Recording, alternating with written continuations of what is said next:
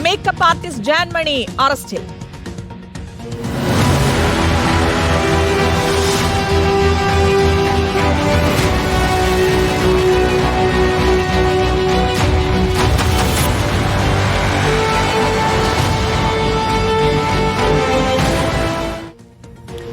പ്രധാനമന്ത്രിയെ അവഹേളിച്ചെന്ന കേസിൽ makeup artist Jaanmoni അറസ്റ്റിൽ. കോഴിക്കോട് സിറ്റി സൈബർ പോലീസാണ് അറസ്റ്റ് ചെയ്തത്. ജാമ്യം ലഭിക്കാവുന്ന വകുപ്പുകൾ ചുമത്തിയതിനാണ് സ്റ്റേഷൻ ജാമ്യത്തിൽ വിട്ടയക്കും. അഭിജിത്ത് മുഴക്കുന്നുണ്ട് വിശദാംശങ്ങൾ നൽകാൻ. അഭിജിത്ത്, വലിയ പ്രതിഷേധമുണ്ടായിരുന്നു, ഒപ്പം തന്നെ പരാതിയൊക്കെ ആയിട്ട് മുന്നോട്ട് പോവുകയായിരുന്നു യുവമോർച്ച. ഇതിലിപ്പോൾ പല സ്ഥലങ്ങളിലും, സംസ്ഥാനത്തിന്റെ പലയിടങ്ങളിലും പരാതി നൽകി. ഇതിപ്പോൾ കോഴിക്കോട് സിറ്റി പോലീസിന്റെ പരാതിയിലാണ്, സിറ്റി പോലീസ് ലഭിച്ച പരാതിയിലാണ് ഇപ്പോൾ അറസ്റ്റ് നടപടിയിലേക്ക് നീങ്ങിയിരിക്കുന്നത്. എന്താണ് വിവരങ്ങൾ?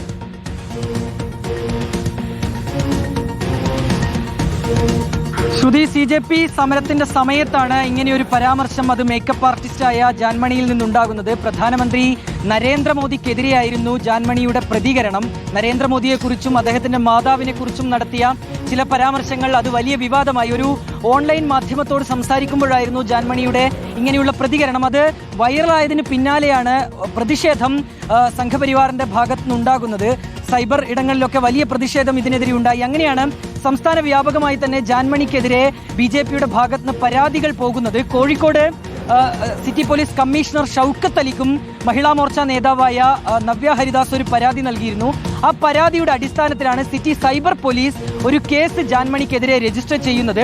കലാപാഹ്വാനത്തിനായിരുന്നു കേസ്. ആ കേസിന്റെ തുടർ നടപടി എന്ന നിലയിലാണ് ഇപ്പോൾ ജാൻമണിയോട് ഇന്ന് സ്റ്റേഷനിൽ ഹാജരാകാൻ പോലീസ് ആവശ്യപ്പെട്ടത്.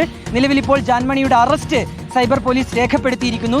സ്റ്റേഷൻ ജാമ്യം ലഭിക്കുന്ന വകുപ്പുകളാണ്, അതായത് കലാപാഹ്വാനം ഉൾപ്പെടെയുള്ള വകുപ്പുകളാണ് ജാൻമണിക്കെതിരെ ചുമത്തിയിട്ടുള്ളത്. അതിനാൽ തന്നെ സ്റ്റേഷൻ ജാമ്യം നൽകി ജാൻമണിയെ വിട്ടയക്കുമെന്നുള്ളതാണ് നിലവിൽ ലഭ്യമായിട്ടുള്ള വിവരം. നോട്ടീസ് നൽകി മറ്റ് ദിവസങ്ങളിൽ ഹാജരാകാൻ ഉൾപ്പെടെയുള്ള നോട്ടീസ് നൽകി ജാൻമണിയെ വിട്ടയക്കുമെന്നുള്ളതാണ് നിലവിൽ ലഭ്യമായിട്ടുള്ള വിവരം.